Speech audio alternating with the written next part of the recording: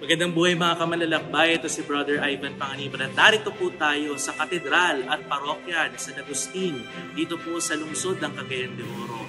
Ito po ang sentro ng pananampalatayang Katoliko dito po sa Northern Mindanao at tinatagpo bilang isang misyon ng Recollects noong pong 1624. Kalaunan po, ito po ang naging diocesan seat ng Diocese of Cagayan nung niwalay po ito sa Diocese of Zamboanga noong 1933 at kalaunan po ay naging Archdiocese noong pong 1951. Meron po silang natatanging debosyon sa Mahal na Birhen Maria bilang Birhen sa Kota o Our Lady of the Most Holy Rosary. Na dinala po ng mga Augustinian Recollects sa 1626 at nagkaroon po ng special devotion yung pong Sabaduhan ay nagkaroon po ng Episcopal Coronation na ginran po ni Archbishop Jose Cabantan noong 2022. Kaya tara po, pumunta po tayo dito sa Katedral ng Cagayan de Oro.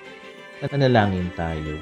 San Agustin, pinili ka ng amang lumikha upang maging guro ng pag-ibig, ilaw ng mga mangangaral at mag-aaral, pantas ng simbahan, haligi ng Santa Iglesia, tagapagtanggol ng pananampalatayang Kristiyano at kalasag laban sa mga kaaway. Hayaan mong matularan ko ang iyong halimbawa ng pagbabalik loob sa Diyos upang ako rin ay makatamasa ng matuwid na landas tungo sa kaginawang walang katapusan upang ang puso ko ay pamahayan ng banal na santatlo. Iniiling namin ito sa ngalan ni Kristo ang aming Panginoon. Amen.